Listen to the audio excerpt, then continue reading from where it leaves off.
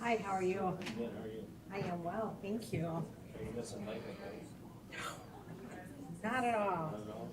Not at all. Nope, I'm enjoying retirement. Daughter's wedding went well, so yeah, now if I can just retire elsewhere. That's a long time coming, but that's okay. Okay. New grandbaby, another one on the way here shortly. All right, being 3 o'clock, we'll call the meeting to order and we'll start with the Pledge of Allegiance. I pledge allegiance to the flag of the United States of America and to the republic for which it stands, one nation, under God, indivisible, with liberty and justice for all. That will move on to public comment. I assume we don't have any public comment? No public comment? Number 4, approval of the July 17th, 2024 Health and Human Services Committee meeting minutes. Do I have a motion? Motion on table, second. All in favor? Aye. Any opposed? Motion carried. Thank you. 5, policy issues, discussion, and potential committee determination. Discussion regarding 2025 annual budget development and policy recommendations from the committee, including review of the mandatory discretionary program document and discussion of rates and fees. With that, I will turn it over to Mr. Holman.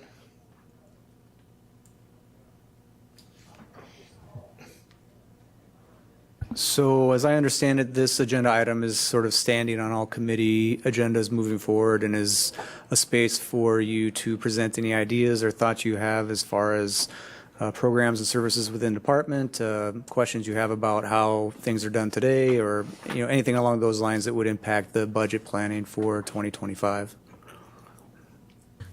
Are there any questions for the assistant administrator or the administrator, or any comments or things you'd like to see changed?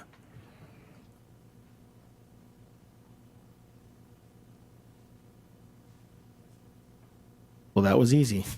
All right, we'll move on to 5B. Presentation of the North Central Community Action Program and potential consideration of continuation of funding in the 2025 budget. All right. Well, Mr. Chair, I'll kick this off, and I think if we could postpone it till later in the agenda to see if Diane Senholtz from North Central Community Action Program can jump on the meeting or appear in person. But we have agendized this for, similar to what you just referenced for your first item, continued budget discussion relative to programs and services that are under the auspices of this committee. As you all know, one of the things you're directed to do through the county board resolution relative to the budget timeline and process is consider continuation of funding for nonprofits that have historically been funded through the annual budget process, and North Central Community Action Program is one of those. So when Diane comes back or jumps on the meeting virtually, we'll pick it back up. But otherwise, Mr. Chair, if we could jump to a future meeting, or a future agenda item, that would be great. Is there any objection to moving to 6A or B? Seeing no objection, we'll move to 6. Operational functions required by statute, ordinance, resolution, or policy. We'll skip A unless there's something after that, because it says discussion of possible action by Health and Human Services Committee, but nothing after it. So discussion and possible action by Health and Human Services Committee to forward to County Board for consideration. Consideration of forming of joint task force with the City of Wausau officials relative to homelessness. I'll kick this off with saying that the Vice Chair and I of this committee did meet with Bill Ibn Barnes and Administrator Leonard, and we discussed some of the things that have been discussed in the last couple of months about the homeless population in Marathon County. That being said, we thought what we should do is is tell the administrator to put something together that we could possibly form to look into this further and possibly do some work on this. And that's what you have before you today. And with that, I'll turn it over to Administrator Leonard. He did draft this, so I will turn it over. All right, thank you, Mr. Chair. Very well teed up in terms of kind of just to add a little bit more history, and it's on page 3 of your packet is the actual draft charter that I put together.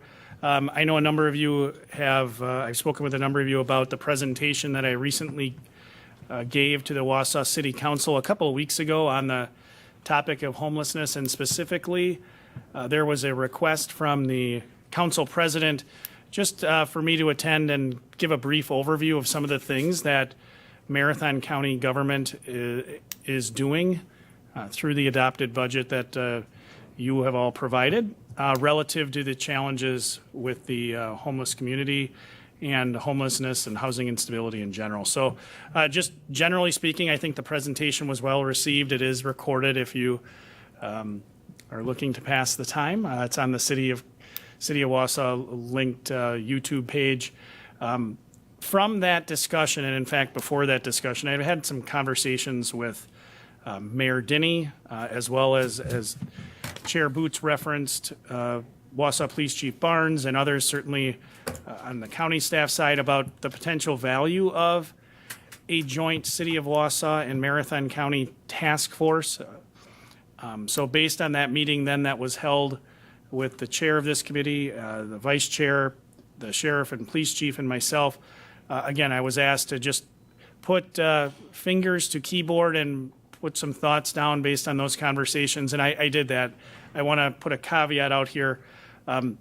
This is going to need a fair amount of work, but I also circulated it to the individuals that attended that meeting, as well as to the mayor and city council president. And I think generally there's support for having this discussion. And as you'll see in how I drafted the proposal, some of the areas that really there's, I believe, a shared desire to have this group examine is really what is the various roles that may exist for the city and then also the county governments as to the challenges that are in our community relative to housing instability and homelessness. I think the conversation, again, going back to my presentation at the Wausau City Council meeting, I had some feedback after that it was really helpful because there isn't a great deal of understanding, and I'm sure that's the case on the county side as well with respect to some of the city-specific activities that are going on. So information sharing and kind of understanding what our respective roles and responsibilities, whether those are legal mandates, where we have discretion to act, and perhaps where either of our entities are precluded from acting, I think would be helpful, because it's not only myself that I feel that. I think certainly other representatives from the City of Wausau and Marathon County have shared that.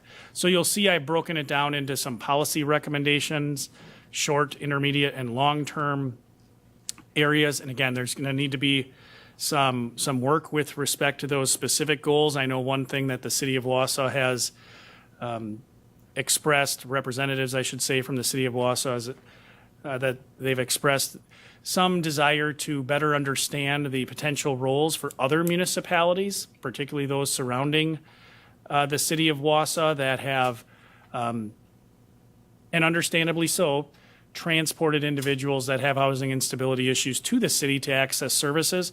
What does that sustainability relationship look like? So I included that in kind of that long-term section, but I won't read the document to you, but I do intend to continue the conversation with the mayor and the city council president to try to refine this a little bit.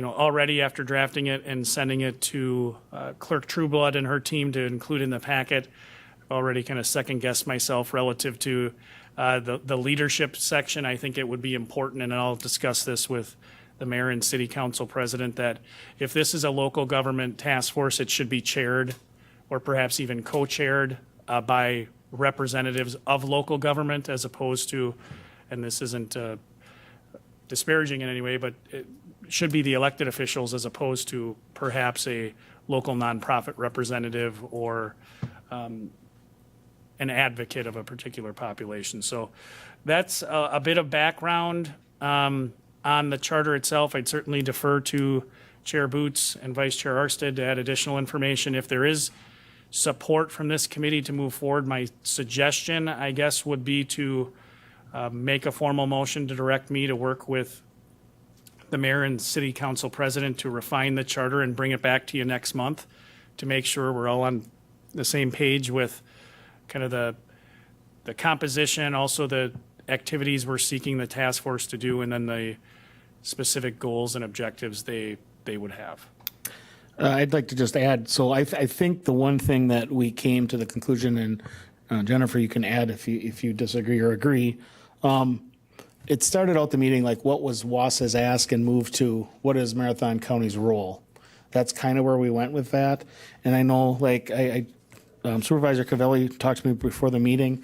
There's several people in the community that would like to get into this type of thing, and I think this is kind of the way to vet this. I think Lance did a good job drafting this, and obviously it's a work in progress, but with that, I'll open it up to the committee, and or I guess move it to Jennifer if you had something to say.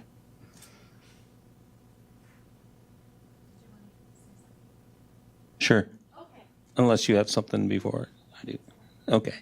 So like Chair Booth said, I think that, after speaking several times with one of my constituents, John Ward, who worked in kind of that realm, and talking with him and Dr. Tico, if anybody remembers Dr. Tico, they have extensive experience in this, and they have some suggestions, and maybe they thought the task force would be a good idea, and to be able to address the situation.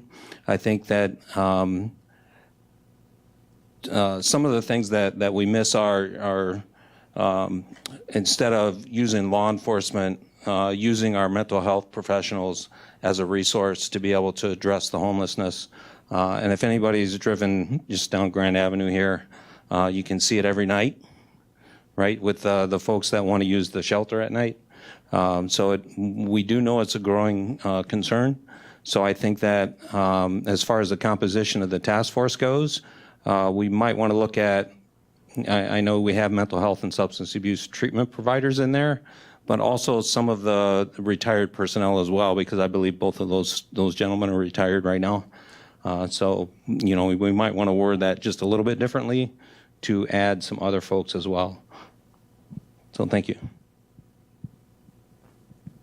I agree.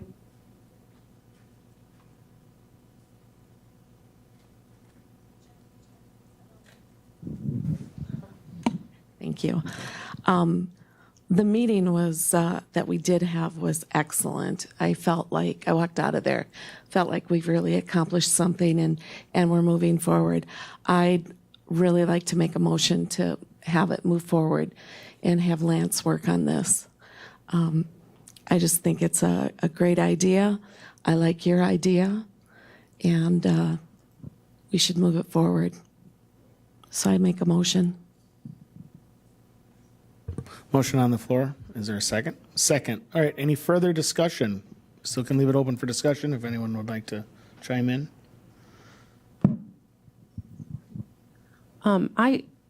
I was wondering about the purchase of the Annabelle apartments on there.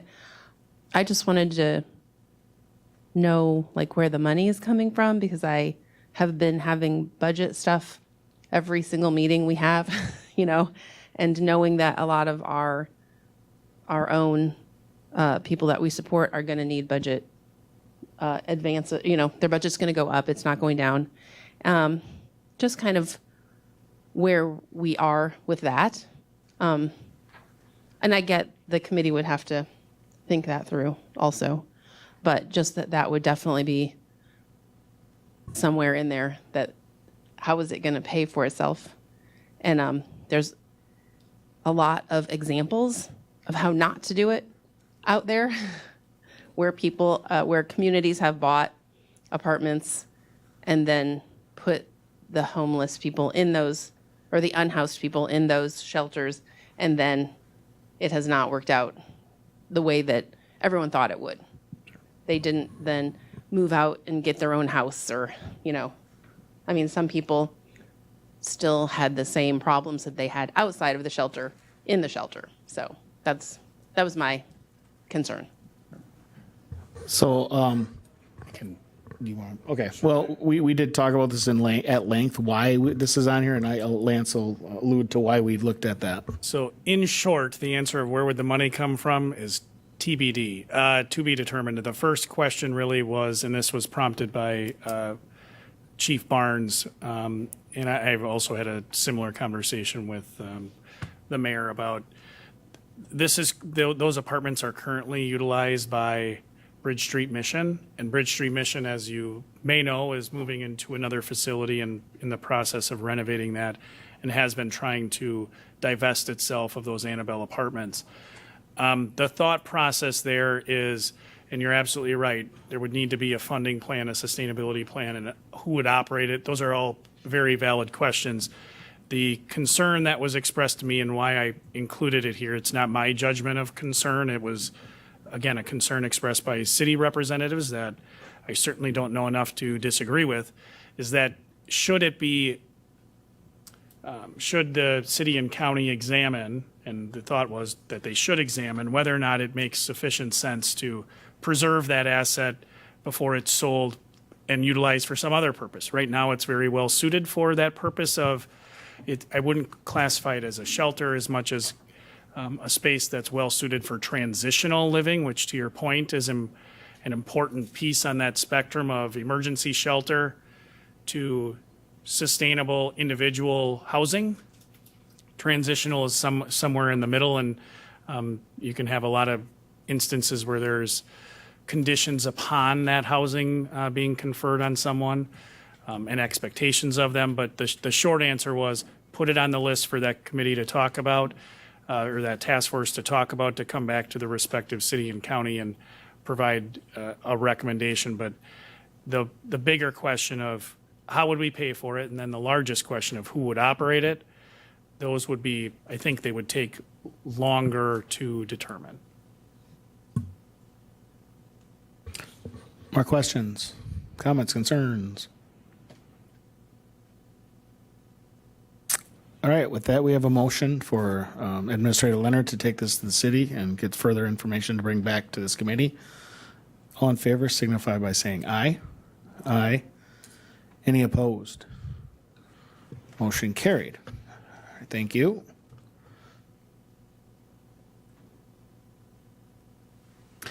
All right, with that, we will move on to 7, educational presentations and committee determination. Health Department presentation on potential program modification for water quality monitoring at county beaches. Hi, everyone. Thank you for having us. My name is Kate Florick. I'm the Environmental Health and Safety Director for Marathon County at the Health Department, and you probably all know Laura. In your packet, we did provide a proposal for the beach monitoring program, so I will hit the high points, so to speak, of that proposal, and then if there are questions afterwards, Laura and I will do our best to answer them.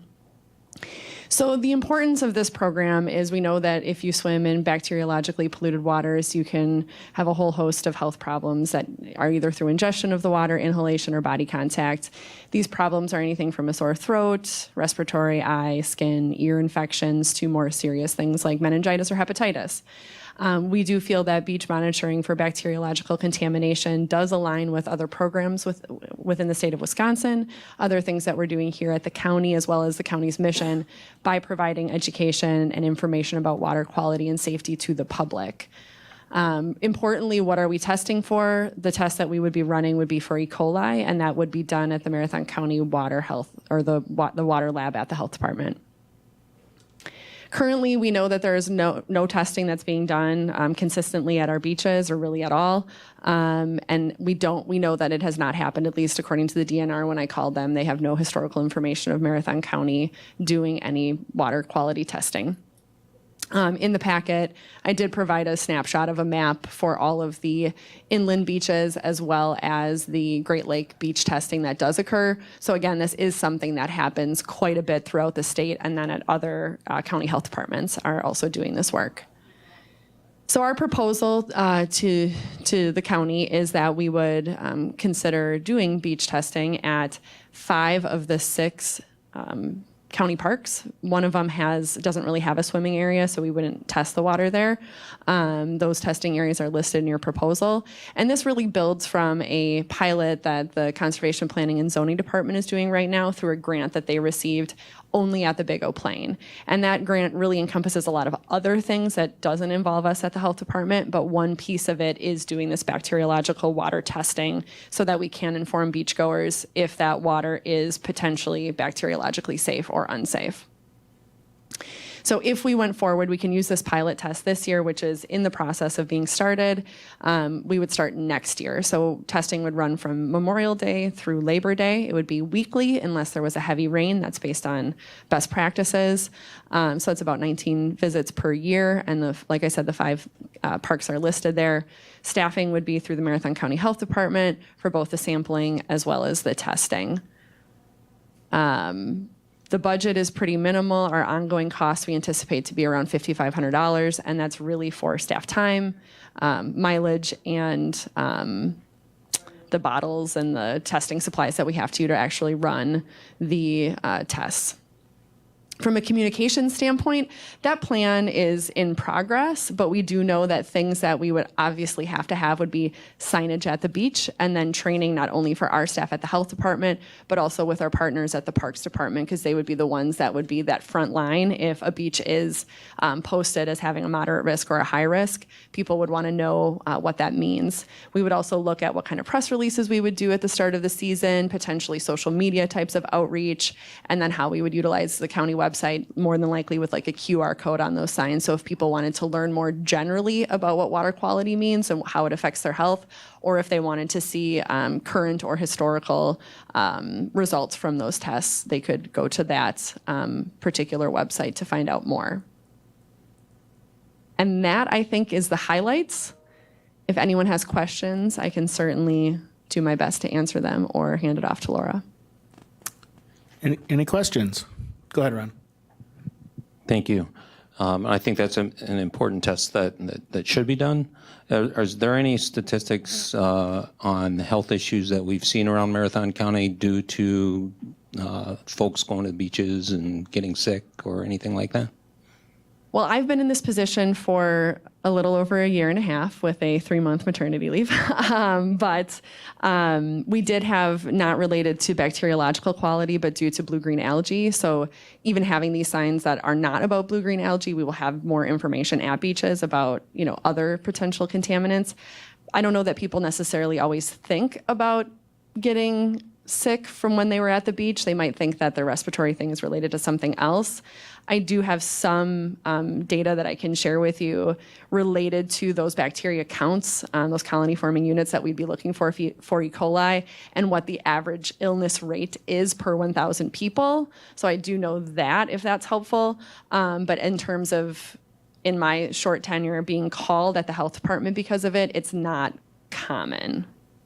Would you agree? Yeah, and I would just add, sometimes these illnesses look like common illnesses. So to your point before, if it's a respiratory issue or a GI issue, you think, oh, I must have eaten something funny, or I must have gotten the common cold, whatever. So it's hard to track. Sure, and I think the data that you could provide on the different things that you just spoke about and possible contamination that we see in our waterways would help us understand the level that you're looking at as far as testing. And I do see on the map that there are some concerned areas around the state that have put advisories out and warnings out. So it does look like it could be prevalent in certain areas. So I think it would be important. Yeah, and part of the risk is assessed at the beginning of the season, or really, it doesn't necessarily have to be done more than once, but do we see a lot of migratory birds in the area? Do we have farm fields in the area? Things like that. Particularly after a heavy rainfall, you'll see runoff into those bodies of water, like the Big O Plain is a really good example for that.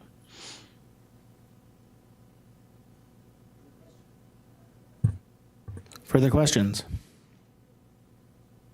Go ahead, Administrator Leonard. Thank you. Just to kind of, thanks, Kate. Great presentation. Just to add context to, again, why it's on your agenda, and I went back and forth as to where to list it. So you're talking about budget, right? And remember, the orientation was 3 policy questions you get to answer.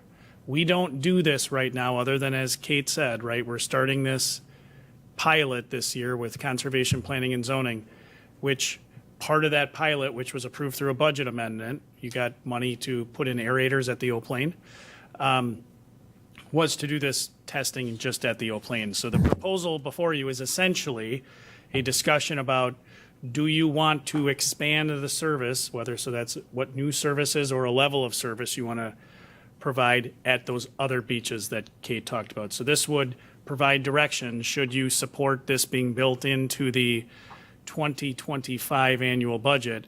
That would be the motion. We support building this proposal into the 2025 annual budget. Provides direction to me and to Laura and Kate at the Health Department to dramatically increase their budget by $12,100 in year one, with the understanding that it would drop to a little over $5,000 moving forward to do the water testing that's alluded to. And again, as set forth in that, a portion of that is we just would need to replace our testing equipment. It's getting to the end of life, and we wanted to be, credit to Kate and Laura, be very transparent that, hey, we'd build that into the cost of the program. But I know I was in jest, it's $12,000 for year one. It's not a substantial increase. And I think, to Supervisor Cavelli's point, information available to people as they go to our beaches. You know, think if you're camping at the Dells of the Eau Claire or camping at the Big Eau Plaine, education can be important. And people probably, as Laura and Kate both referenced, and I think about myself, did I think about every time that I got into a lake to swim about, hey, is there anything in here? Probably not. But to Supervisor Cavelli's point about the map, I lived in Milwaukee for a while, and I do remember going to the beach in Milwaukee and seeing the big red sign. And at least you thought about what that meant. So that's kind of a little bit more context. So if there is support for this, you want to move forward, that would be the motion, a motion to direct administration to include this program in the development of the 2025 budget. Go ahead. I so move that we include this in the 2025 budget so that they can check all the water in these 5 places. Motion on the table. Do I have a second? Second by Supervisor Cavelli. Any further discussion? Go ahead. Once something is found, how do they deal with it? You know, other than closing the beach or warning people, how do you get rid of it? So the solution to pollution is dilution, right? Oftentimes it resolves itself because we have either a high bacteriological count because of a rain event or something like that. And as the water continues to flow and we're not washing the stuff from the land into the water, we see the bacteriological counts go down. If they don't, then it would require some kind of investigation to see if there was some other source that was contributing to those high counts of E. coli. Yep. Further discussion? All right. All those in favor signify by saying aye. Aye. Any opposed? Motion carried. Thank you. 7B, review of the 2024 second quarter budget to actual reports for departments of oversight. All right, I'll kick it off, and then we have people here to answer questions. So in keeping with our commitment to attempt to bring you budget to actual information through our new system, you have a series of pages in there, beginning on page 5 in the packet, where we lay out the budget to actuals for the departments that are underneath the auspices of this committee. Couple points, and I made these at ERC yesterday, and you've probably heard me say this before. We are learning as it relates to Workday. I am certainly not a finance expert. We have at least one finance expert in the room who can say this a lot more eloquently than I can, but our old system, simply put, we managed grants within the department budgets in which they were received, essentially as a revenue. Workday has a very, very robust grant module, I'll say, or grant program. The idea there is then you separate out the general operating budgets and the grant funds. We're learning how to do that. So one thing I always look at when I look at these financials is, and we've made this clear before, we are not like, I would imagine, a lot of businesses where you can essentially take your year-long revenues and expenditures, and they generally come in every month as 1/12 of each. We don't operate like that at all. Quite honestly, it's the only place where that is somewhat reasonable as an expectation is on the personnel side. Some of our revenues come in very early in the year. Some of them come in very late in the year. Some of our expenses hit very early in the year. Some don't come in till the very last minute. I'll give you an example in the county administration budget. I have a line item that all of the nonprofit presentations, and this is a good way to loop back to North Central CAP, all of the nonprofits are funded out of my budget. So it's well in excess a line item of $200,000. Well, the nonprofits are very, very good about as soon as the budget's adopted and January comes around, they send me an invoice and we pay those pretty early in the year. So that line item for me in my budget by the end of January is about 80+% expended because they're asking for the expenses hitting early in the year. And then we have other expenses and revenues that we don't get till the end. So I always start when I look at these by looking at personnel.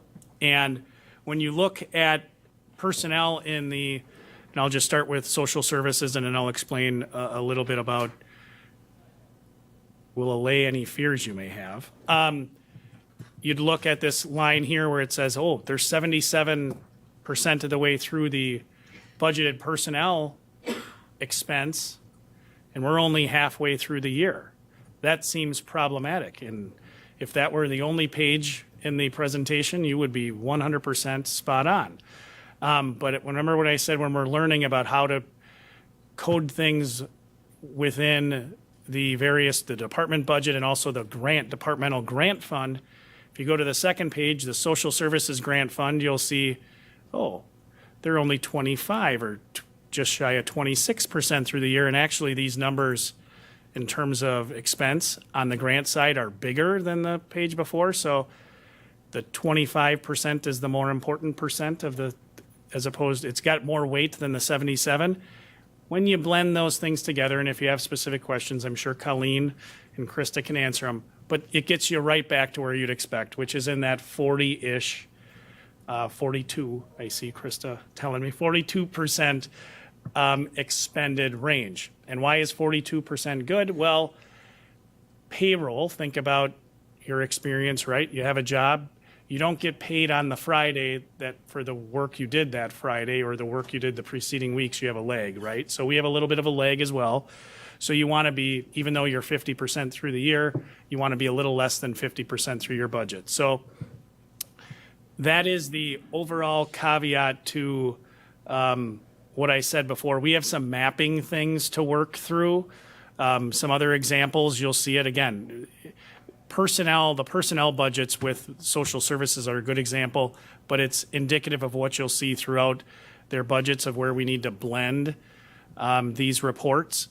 And I think moving forward, next quarter, we'll probably bring you not only these two separate pages, but also a blended report that gives you kind of a better high-level sense of where we are.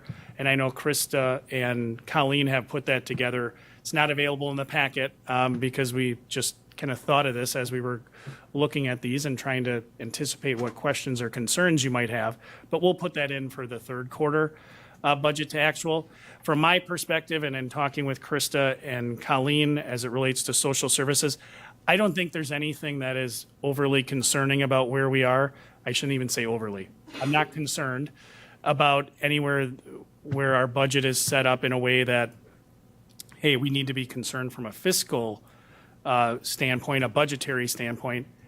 We certainly are learning a lot about how to do things differently and better moving forward, so it's easier to understand. But that's the only caveat I'll say with respect to what's in your packet. And I will say, if you watched ERC yesterday, it really, kind of this potential for confusion is not equally dispersed against all of the departments. Quite honestly, you guys have the departments that have the most grants.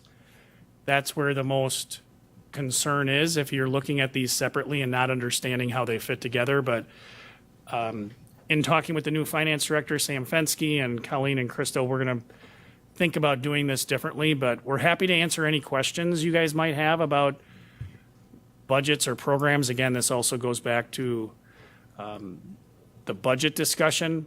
But I think we're in a good place. We're learning as we code better in Workday. And our commitment is next year when you see these, or even third quarter, they're going to be easier to understand. And then also in your packet is the health department. And you'll see that the health department is certainly grant reliant, similar to social services, but a bit to a lesser extent in terms of the complexity of their budget. And then it's nice, they're in order. The Veterans Service Department, Veterans Service Office is last. We still have some things to clean up there as well with charging against the grant, because you'll see the second page that relates to the grant fund in the Veterans Office. We haven't had any actual used. Well, that's a coding problem. We've spent money, make no mistake, but we haven't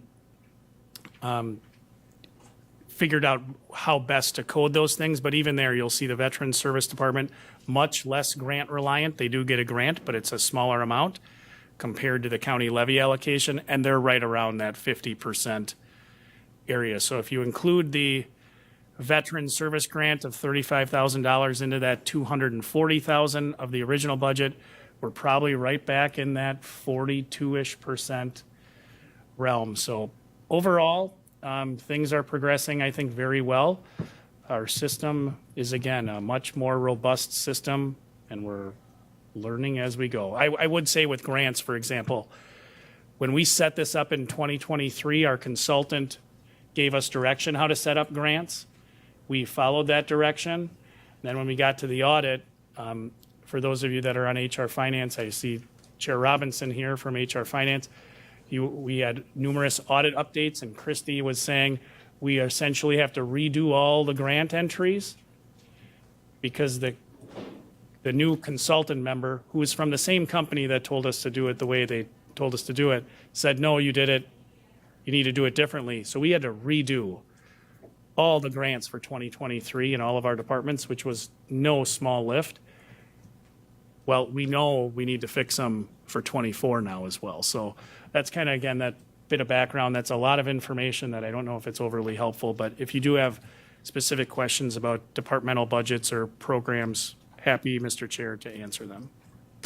So I personally, and I'm not asking this year, possibly next year or the following, because I know you're starting to get into the nuts and bolts of Workday, but I think it'd be advantageous because you guys are the ones knowing if we've had the money put in, what we have going.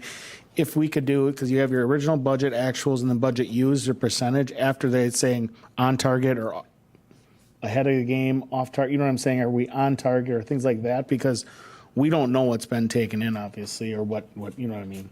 Sure. And it'd just be one of those things as we get further into the year. Yeah, it's easy to look at it, but it'd be nice in the beginning of the year to know kind of where we're sitting. So just to make sure I understand, something to flag if there's an area of concern? Correct. Okay, yeah, that's good feedback. Any questions for Administrator Leonard? Go ahead. Thank you, Chair Boots. Just maybe you could clarify some of the discussion that we had at the last session about the Social Improvement Fund under Social Services, page 5 and 6.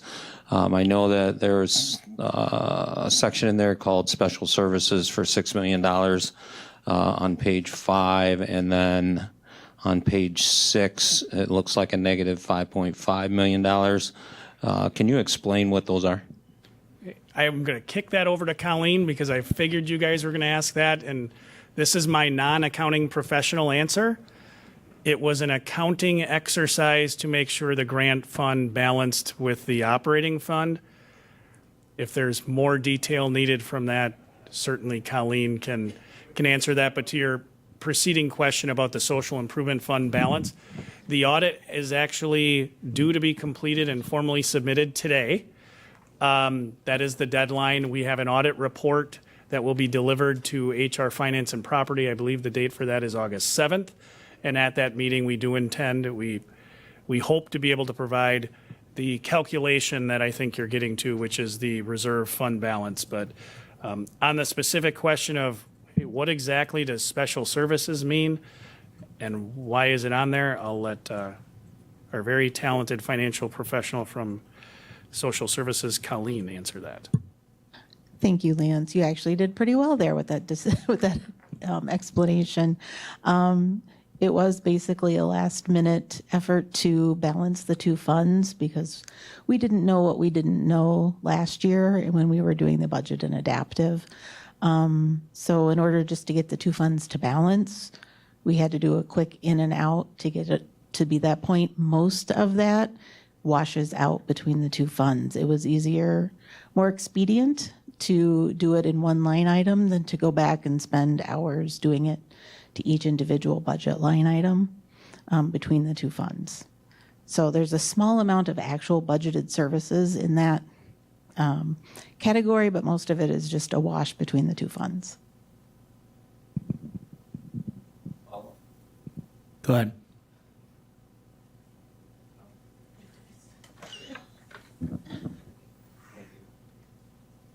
Thank you. Can you explain what special services are? The actual amounts that would be in there that are real budget numbers primarily are contracted services. Okay. To go along with that, I see there's a contractual services for, on page 6, negative $4.5 million, a little over. And then on page 5, contractual services for $6 million. So is it, when you say contractual services, are you taking into account both of those, or are each one of those separate for special services versus contractual services? Right now, or at least in 23 and into 24, we've been a little wishy-washy with which category we're using. We're still fine-tuning that to determine, okay, all of our contracted provider services are going to go here, and all of our non-contracted services are going to go in a different category. So quite honestly, we're still working out the kinks in between those two different categories.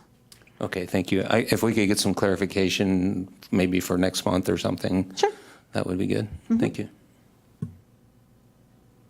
I wonder, sorry, if I can just jump in. I have a copy of what Lance was referencing where we put the two accounts together, which is much easier to read, and it balances it out for you without having to sort of flip-flop.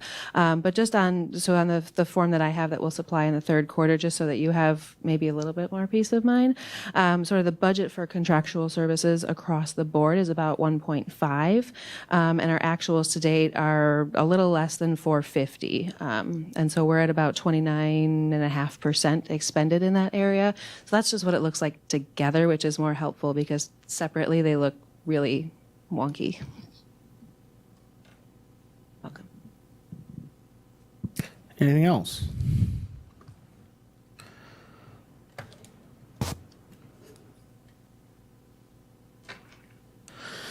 All right. Thank you. All right, with that, we will go to 8. Next meeting date and time announcements and future agenda items. Community members are asked to bring ideas for future discussion. And B, next meeting is Wednesday, September 4th, 2024 at 3 p.m. Oh, yeah, I apologize. North Central Cap, are they on? They are not, and I can take full ownership for that. We put it on this agenda, and I did have a conversation with Diane. She was planning to be here in September, so I foreshadowed a little bit that you'll hear from Diane, and she'll tell you about the work that North Central Cap is doing with the budget, but she was unavailable today. I apologize for the confusion. I don't have any. I have a comment, but I don't have a comment. All right, anything else for the good of the order? If that, I'll take number 9. Motion to adjourn. Do I have a second? Motion made second. All in favor? Aye. Any opposed? Motion carried. Thank you, everyone.